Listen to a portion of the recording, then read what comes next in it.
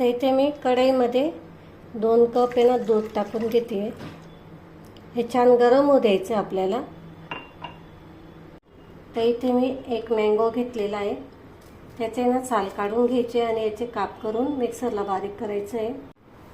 तर इथे मी हा आंबा आहे ना स्वच्छ धुवून घेतला आहे. तर याचे साल आहेत ना काढून घ्यायचे आपल्याला.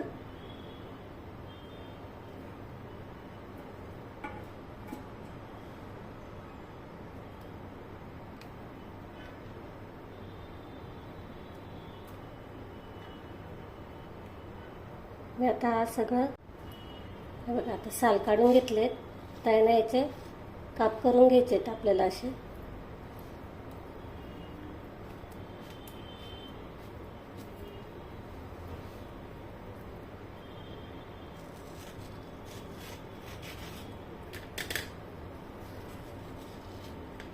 हा मी सगळा असे काप करून घेते सगळ्याचे. हे बघा इथे मी 2 कप दूध घेतलेलं होतं. त्याच्यासाठी मी अर्धा वाटी इथं साखर घेतलेली आहे. आता साखर छान विरघळू द्यायची याच्यामध्ये.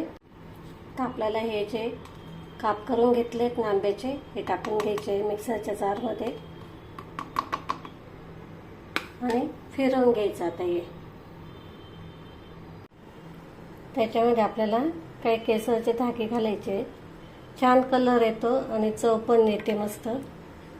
तर हे छान असं मिक्स करून घ्यायचं आहे.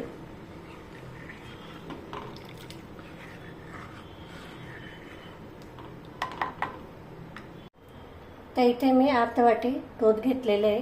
त्यामध्ये आपल्याला 1 चमचा कस्टर्ड पावडर घालून घ्यायची आहे. हे बघा असं. आणि दूध इथे थंड घ्यायचं आहे, गरम दूध नाही घ्यायचं. म्हणजे मग याच्या आहे ना गाठी गुठळ्या होत नाही. हे छान मिक्स करून घ्यायचं.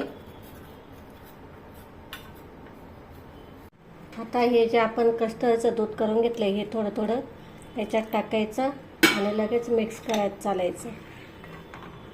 बघा असं.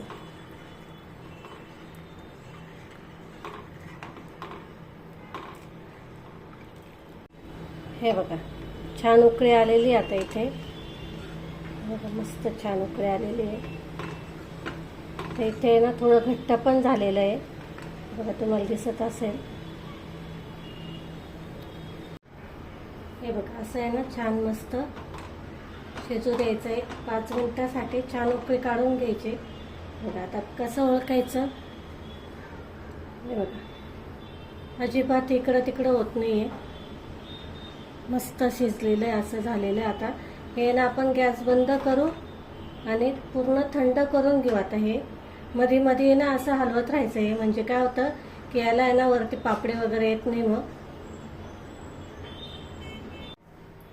बघा आता आपण आहे ना हे बारीक करून घेतलं आहे ना आंबा तो टाकून घ्यायचा याच्यामध्ये. छान मिक्स करून घ्यायचा आणि हे थंड झाल्यावरच टाकायचं आहे आंब्याची प्युरी.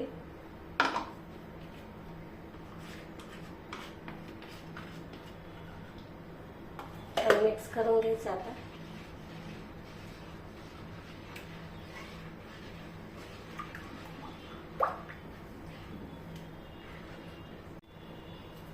आता मी इथे काही फळं घेतलेले ते तुम्ही तुमच्या आवडीनुसार घ्या. मी इथे केळी टाकते, डाळिंब आणि ॲपल.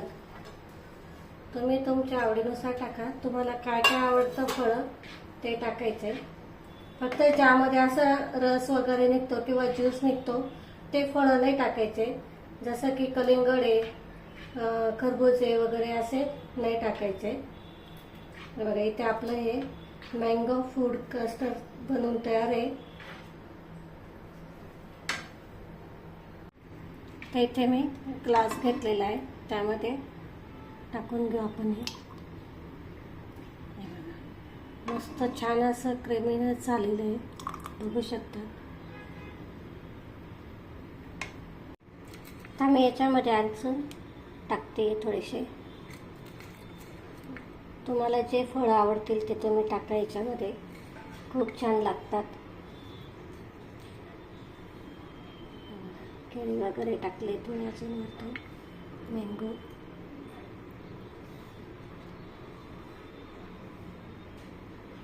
ॲपल.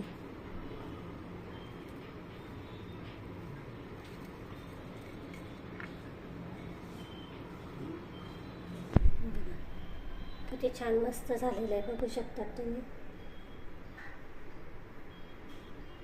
आवडलं असेल तर प्लीज लाईक, शेअर आणि सबस्क्राईब नक्की करा. आपण अशाच नवीन रेसिपींसोबत पुन्हा भेटू.